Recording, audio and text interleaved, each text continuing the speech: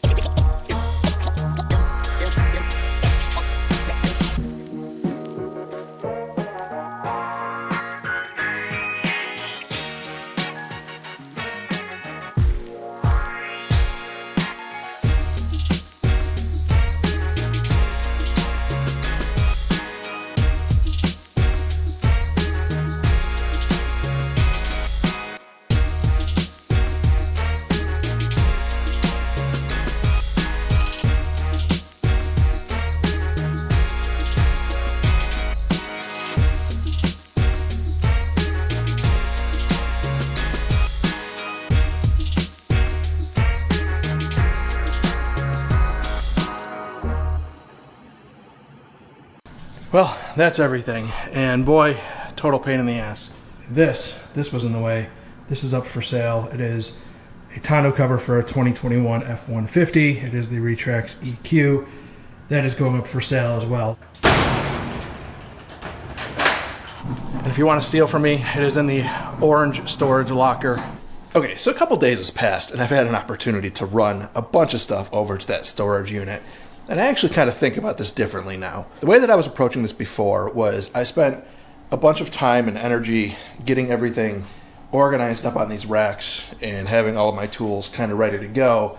And as I'm adding more tools to my collection, it's great because, well, I use them, but I don't use them all the time. This wall over here, I started to get stuff kind of collecting up along the side. Things that I don't use every day, and it slowly was starting to take up more space over here. Now this garage, you can see I already have my motorcycles, tool bench, everything that takes up room this way. So as I was starting to expand out over here and kind of coming the other way, it really started to choke up how much of this garage was usable for things like my wife parking in here, or even when I backed my truck in, being able to have space around the vehicle to work. So after taking some time to think about it, I started questioning, like, maybe the value is good for the storage unit, because the house here costs me on a monthly basis about $1.22 a square foot. Well, the storage unit only costs $1.16 a square foot. So if you think about it as a cheaper addition to your house, albeit it's removed and takes some time to go and get stuff from it, it's really only about a mile from the house. So for things that I don't use every day, it's actually cheaper square footage than what the house is itself. and frees up this space here for me to actually have a more productive space. So I spent some time thinking about this as I was getting stuff moved over to the storage unit, and actually had quite a bit more floor space here to be able to easily clean out the garage, spray it out, and spend some time really thinking about this whole storage unit idea. It's not just a matter of the actual cost of the thing as much as it is the cost of not having the thing. That ball joint kit that I have cost me a couple $100, but the money that it saves me to have these kinds of tools for when I need them to do the work, it's the money that it also costs to have the work performed. So when I start looking at things like chop saws, a few $100 there, the ball joint kit, a couple $100 there, a rolling cart that I removed and put over there, maybe $100 for that.